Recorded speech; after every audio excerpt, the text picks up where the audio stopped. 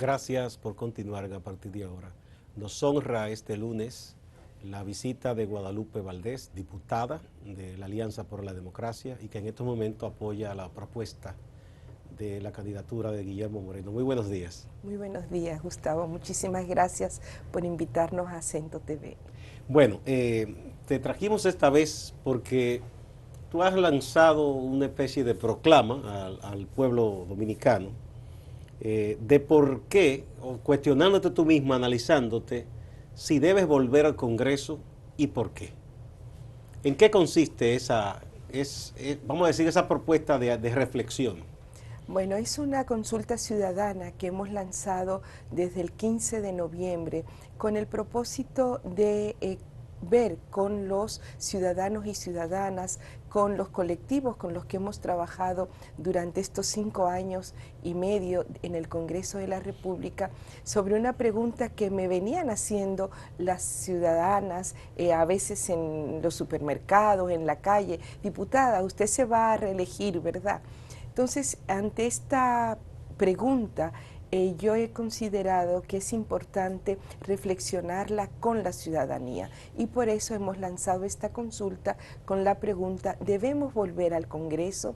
Y dependiendo de esto también, ¿para qué volver al Congreso? ¿Cuál es el propósito?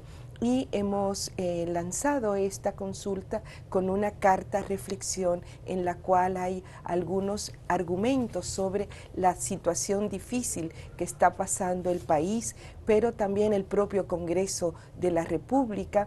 Nosotros señalamos en esta carta que el Congreso funciona como si fuera un ping-pong, porque en la Cámara se aprueban los proyectos, después van al Senado, ahí se aprueban también, pero vuelven a la Cámara y así nos pasamos todo el periodo y finalmente muchas veces no sacamos leyes que realmente garanticen Entre otras derechos. cosas, usted dice en esta carta: en los últimos meses hemos confirmado una vez más que los intereses políticos particulares y grupales se imponen al bien común, a la esencia de la democracia, que es el derecho a participar, a elegir y a ser elegido.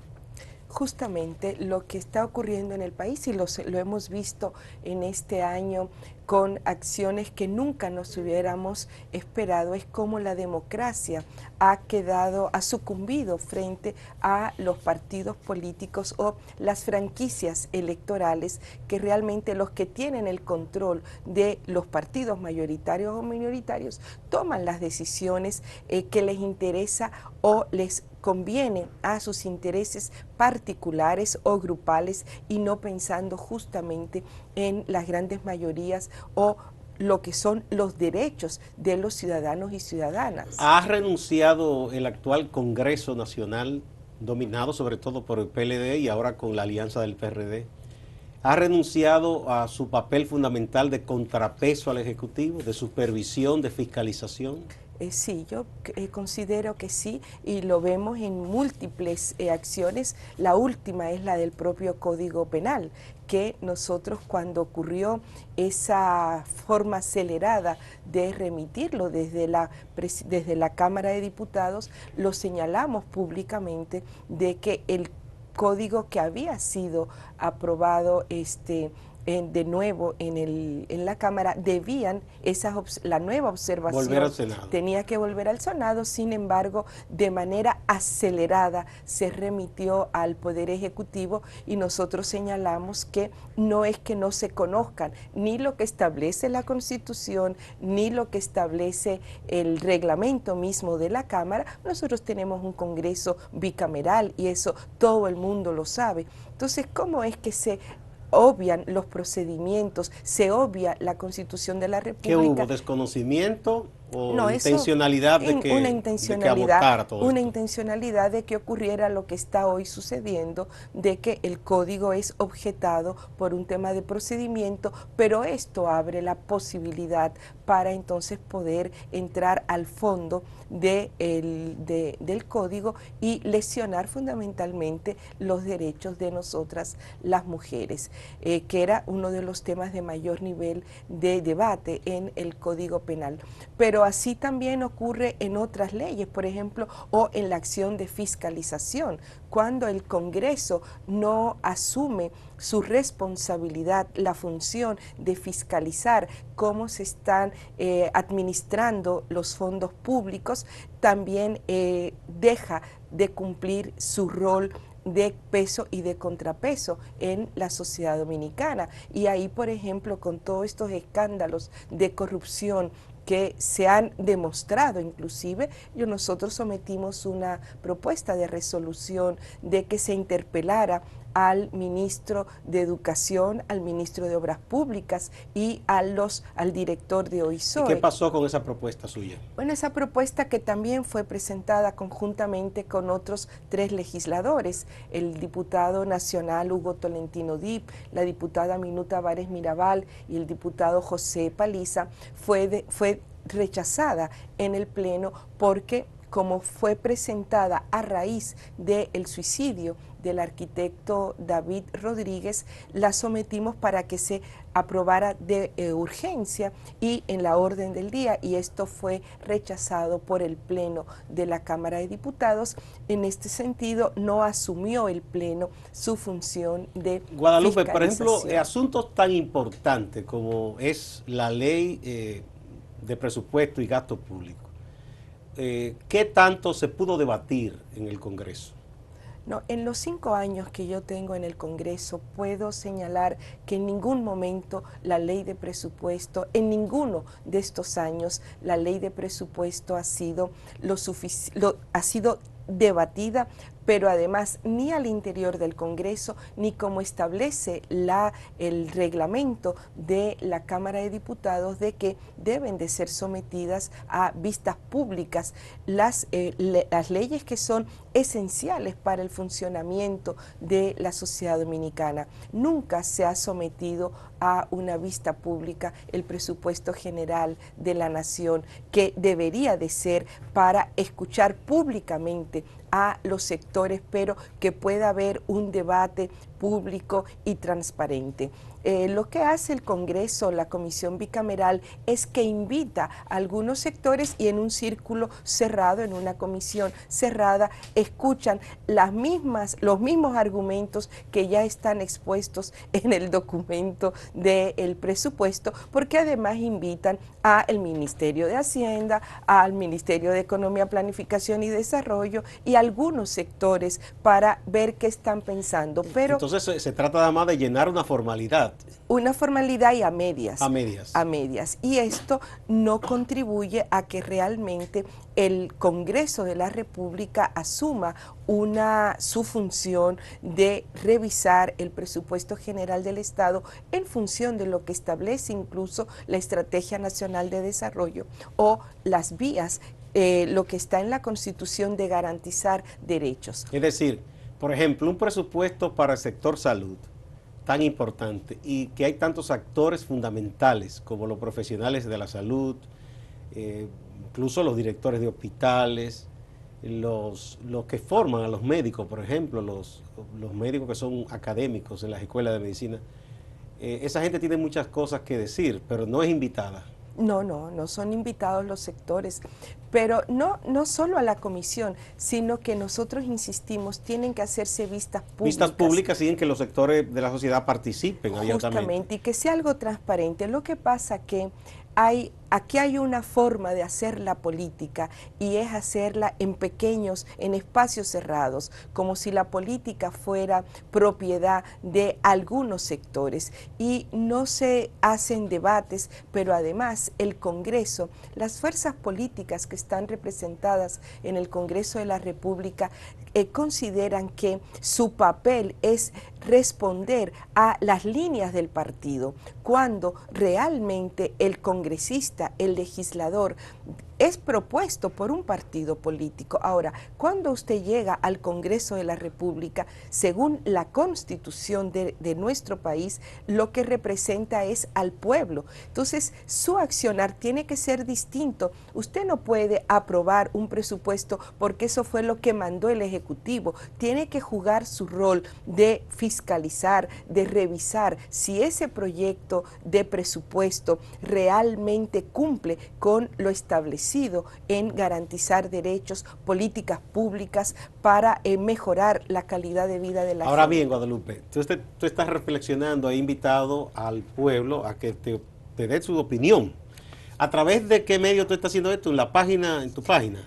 A través de varias vías, a través de la página web que es www.guadalupevaldez.com, los ciudadanos y ciudadanas pueden entrar a la consulta, analizar la carta y también lo que ha sido nuestro desempeño legislativo y en función de eso darnos su opinión, que para nosotros es muy importante que nos ayuden a pensar de manera colectiva los argumentos, las razones de por qué debemos volver al Congreso o no volver al Congreso, y en caso de que se considere que es importante que los próximos 4 años nosotros el servicio público lo hagamos desde, o no solo el servicio público, yo digo nuestra energía como ciudadanos, como ciudadanas, lo realicemos desde el Congreso, también ¿para qué volver al Congreso? ¿Qué cambios tenemos que introducir en el Congreso de la República para que éste responda no al interés particular de unas fuerzas que están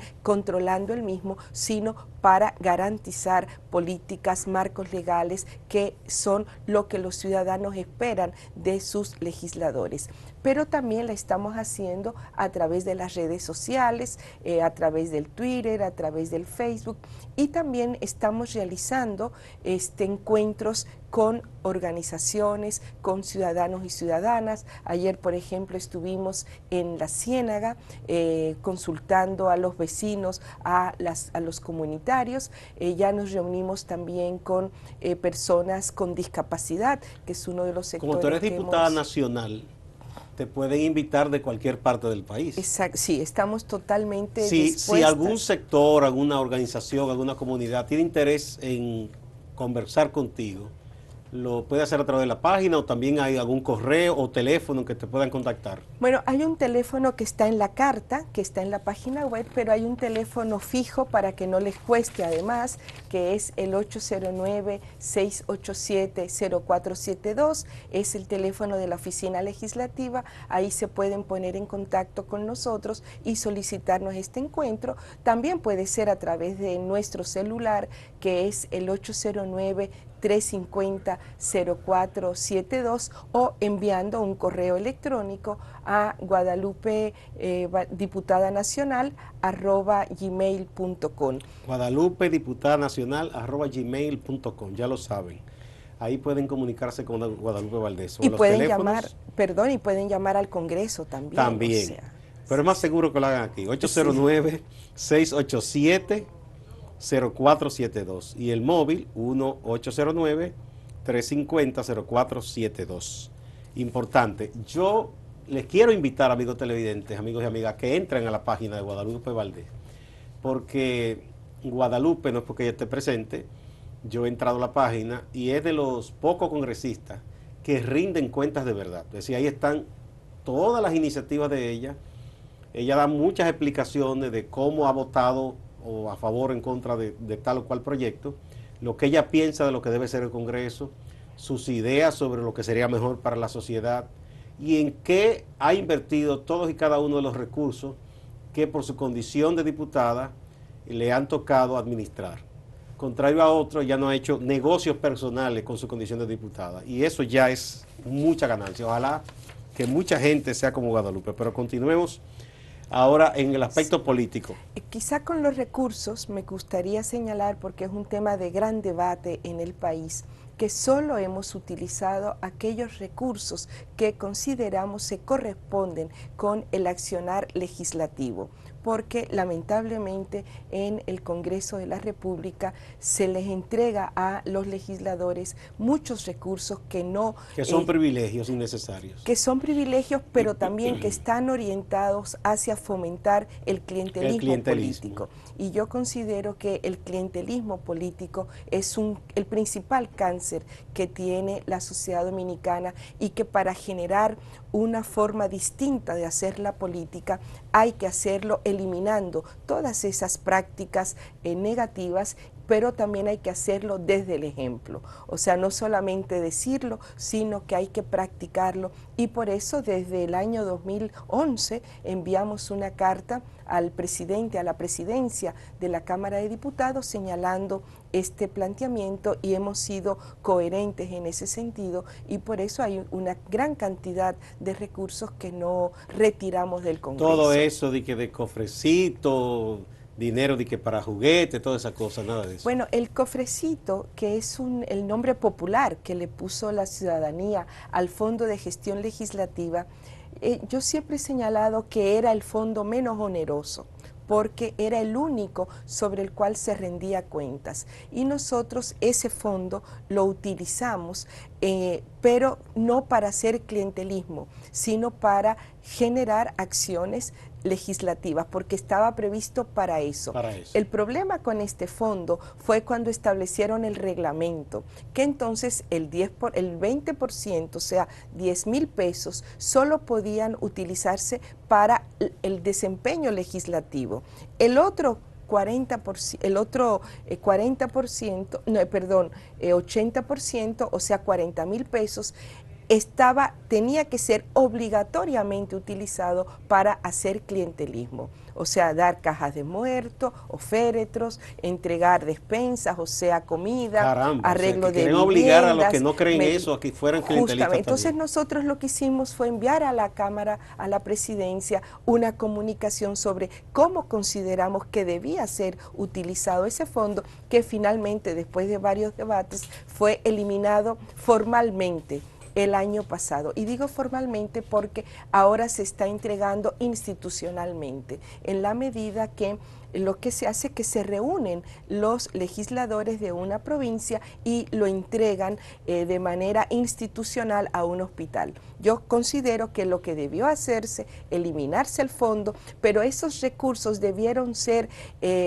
reubicados hacia la cuenta de la Tesorería del Estado, hacia el presupuesto general de la Nación, y tenía que ser el Ministerio de Hacienda, la Dirección de Presupuesto, con el Ministerio de Salud, el que reubicara o reasignara estos recursos, y que la Cámara no tiene por qué entregarlo directamente el presidente y los legisladores de una provincia, porque en el fondo hemos pasado de un clientelismo individual a un clientelismo institucional. Que es peor todavía entonces. Hay que superarlo también en el país. Con tu permiso, vamos a una breve pausa y continuamos muy pronto. Continuamos con Guadalupe Valdés. Guadalupe, ¿cuál ha sido la respuesta de la gente ante este llamado tuyo para que la gente te diga si debe seguir en el Congreso y para qué? Bueno, ha sido un ejercicio ya muy interesante con lo que tenemos hasta este momento.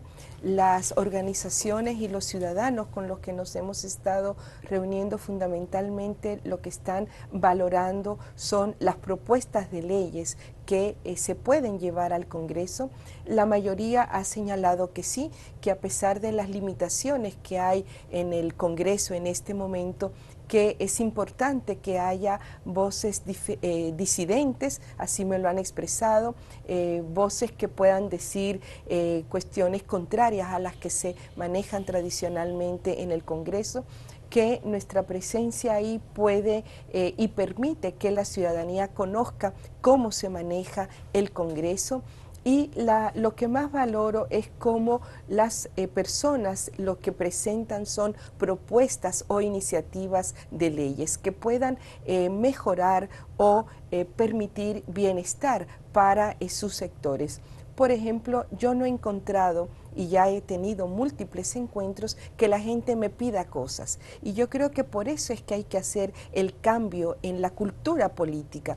En la medida que un candidato lo que va a reunirse con las personas es a ofrecerle o a darles cosas, la ciudadanía, la gente le pide, porque hay tantos niveles de pobreza que las personas piensan que por ahí pueden resolver su situación. Ahora, si uno va para discutir temas, para generar propuestas programáticas, yo creo que eso también le brinda a la ciudadanía la oportunidad de hacer propuestas y de indicar hacia qué temas le interesa que un legislador o legisladora pueda abordar en el Congreso. Por ejemplo, me reuní la semana pasada con organizaciones del Gran Santo Domingo que trabajan en el tema de vivienda, y este es uno de los temas que quieren que sea abordado en el Congreso. Otras me han planteado el tema de la economía solidaria, que es un proyecto de ley que no ha sido conocido en estos 4 años, mejor dicho, aprobado.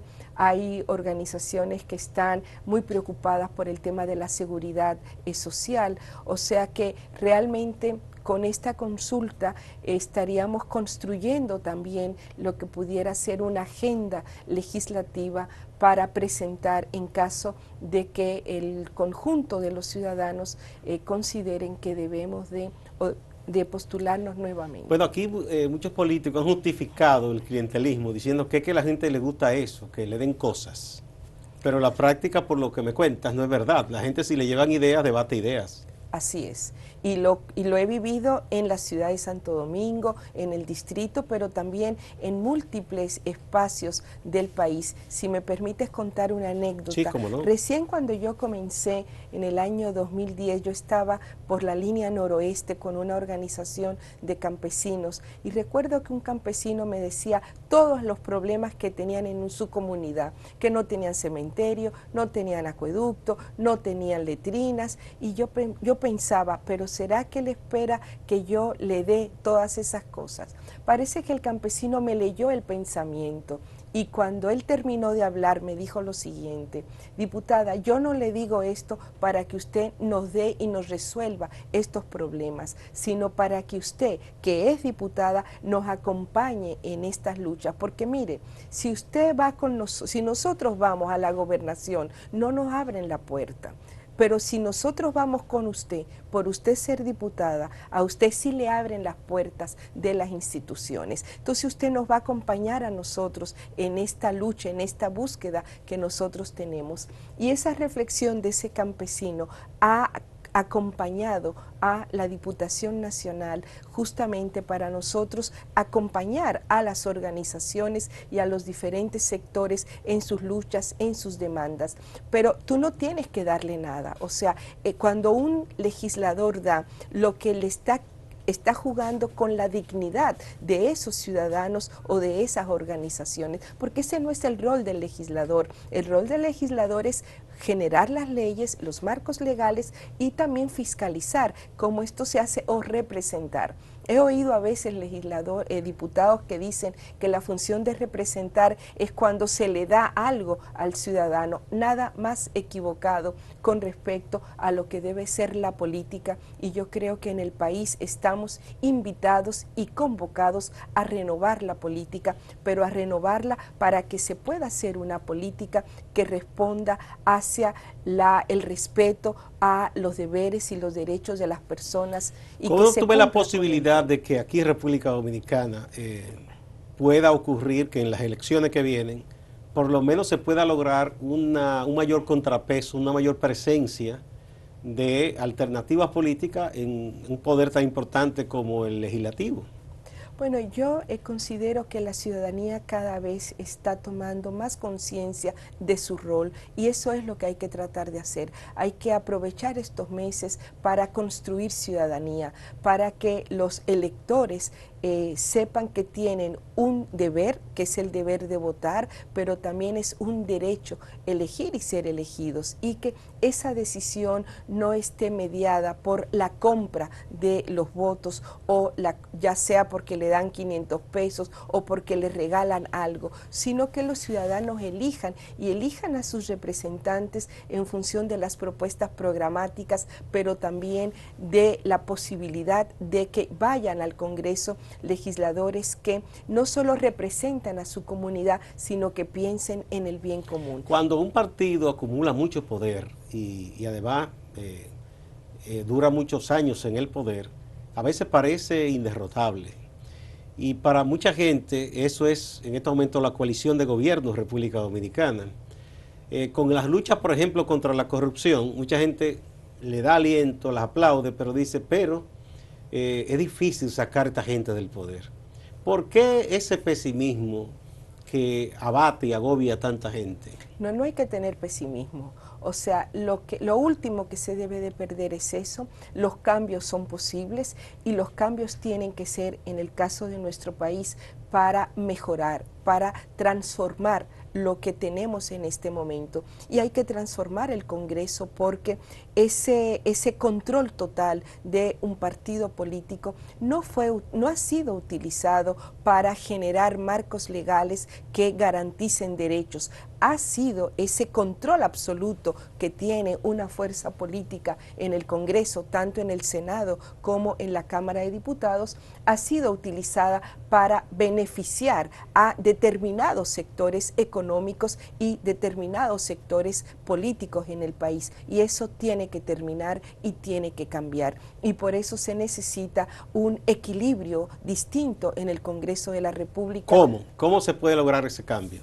Ese cambio se puede generar, bueno, a través de la presentación de candidaturas, pero también a través de que generemos procesos de unidad de las fuerzas políticas alternativas en el país. Por eso nosotros hemos estado acompañando y apoyando la propuesta de la Alianza Electoral por el Cambio Democrático, donde están ya más de 6 organizaciones que han expresado su voluntad de unirse, de aliarse y de hacerlo en base a una propuesta programática, a elegir candidaturas por consenso y también a generar una propuesta legislativa y municipal de manera participativa. Ya, por ejemplo, se ha elegido el candidato a la presidencia, que es el doctor Guillermo Moreno, y también se están eligiendo con esa misma metodología las candidaturas a nivel local.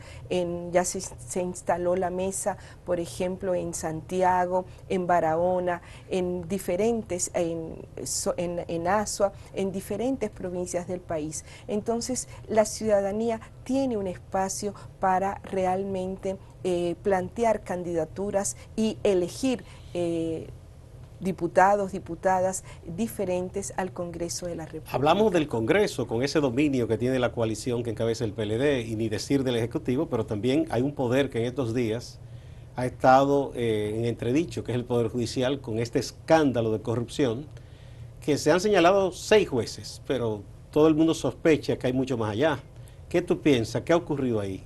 Bueno, el tema del sistema judicial en nuestro país requiere una reforma total. No es un tema justamente de 4 jueces, 5 jueces, sino que tiene que ver con que la forma como se está aplicando la reforma que se hizo hace unos años ha sido desvirtuada, en el sentido de que, por ejemplo, los jueces de la Suprema Corte de Justicia fueron elegidos por criterios políticos, partidarios, de relación con justamente la fuerza que controla en este momento el Poder Ejecutivo y el Congreso de la República, y no por meritocracia ni porque fueran jueces de carrera. Por eso nosotros hemos planteado que tanto el cargo del Procurador de la República como el cargo del Presidente de la Suprema Corte de Justicia no pueden ser cargos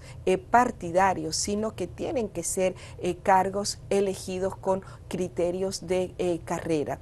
Entonces, esto implica una reforma total en el sistema judicial que tiene que ver también con que la cultura de la corrupción está presente también en el sistema judicial y por eso los esfuerzos que tiene que hacer la sociedad, los diferentes sectores son sumamente grandes y son de largo aliento, porque cuando un país no tiene confianza en su justicia, significa que se ha perdido la posibilidad de avanzar en un camino de desarrollo y de institucionalidad. Esto que está pasando en la justicia es lo más grave que nos haya podido ocurrir en los últimos años y son las fuerzas políticas que controlan el Congreso las responsables de esto por la forma como se dio incluso todo el proceso en la elección de los jueces y de la propia conformación de la Suprema Corte de Justicia,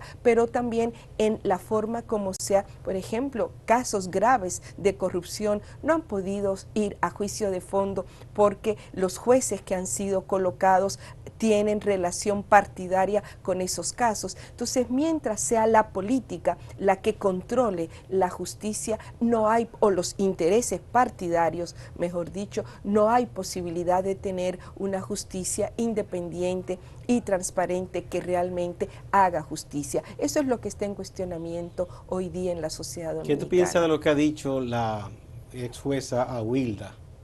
Que ella ha dicho que ella recibía órdenes superiores. ¿De dónde provendrán, si es cierto, esas órdenes superiores?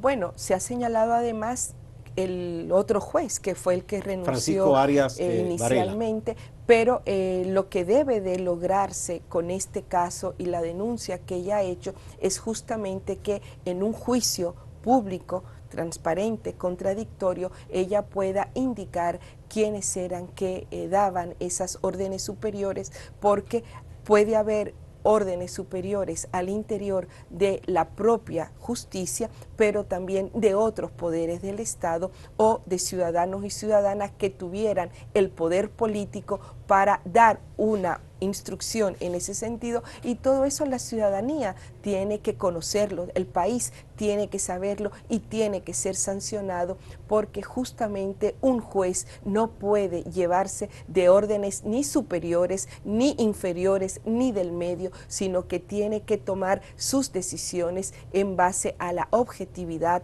a la responsabilidad de juzgar lo que ha llegado a sus manos. Y claro, ella ya ha expresado esto, no ha dicho quiénes son o cuáles son las instancias que le trazaban órdenes, y eso es lo que hay que investigar profundamente. Pero también hay que preservar la vida de la jueza para que no ocurra una cuestión que después se callen las voces, porque cuando las personas mueren por cualquier razón ya no pueden hablar, y lo que necesitamos es que ella hable y que diga exactamente quiénes son los responsables de darle a ella las instrucciones. Ella ha tenido ahora la responsabilidad de decirlo, y tiene que el país garantizar, el Estado tiene que garantizar que esa voz tiene el deber y la obligación de seguir hablando para dar todas las informaciones que edifiquen sobre este caso tan complejo, tan grave, pero además tan vergonzoso con respecto a la justicia en nuestro país. En otro aspecto, Guadalupe, sigue siendo un gravísimo problema, no solo en República Dominicana, pero aquí nos toca a nosotros, a todos y todas, enfrentar ese problema, la violencia contra la mujer. La indefensión en que están muchas mujeres que sufren violencia porque no encuentran todo el apoyo a tiempo, sobre todo, de las autoridades, y hemos visto muchísimos casos de mujeres que denuncian las amenazas y luego ya son noticias porque se cumplen esas amenazas. ¿Qué podemos hacer para avanzar en la protección de manera efectiva en los derechos de las mujeres y sobre todo combatir la violencia contra la mujer? Bueno, hay dos aspectos. La propia decisión del Tribunal Constitucional que nos remite ahora a tener la vigencia de un código del año 1884, atenta justamente contra los derechos de la mujer, también en este aspecto, porque uno de los avances del código era la inclusión en el mismo del feminicidio, de tipificar el crimen contra las mujeres como casos de feminicidio y de aumentar las penas en los casos de violencia en sentido general, pero también hacia nosotras las mujeres. O sea que en ese aspecto hemos retrocedido. Totalmente, totalmente. O sea, hay que ver lo que va a decir la sentencia del Tribunal Constitucional, pero el hecho de que al día de hoy el código que está vigente es el código del siglo XIX. Es una vergüenza también para este país.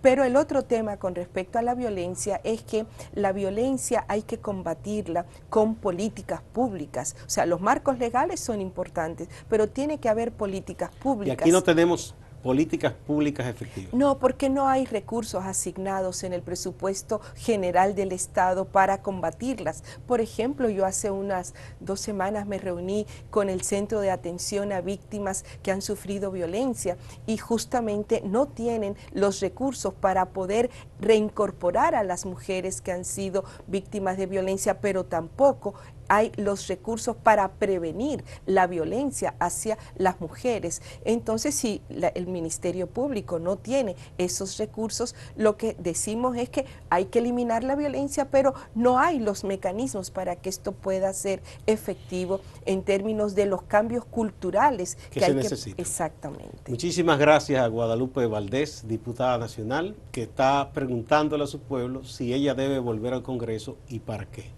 Ya lo saben en su página, Guadalupe Valdés Diputada, y en los teléfonos que ya dimos, pueden, o a través del Congreso, consultarla y preguntarle o invitarla a hablar con ustedes.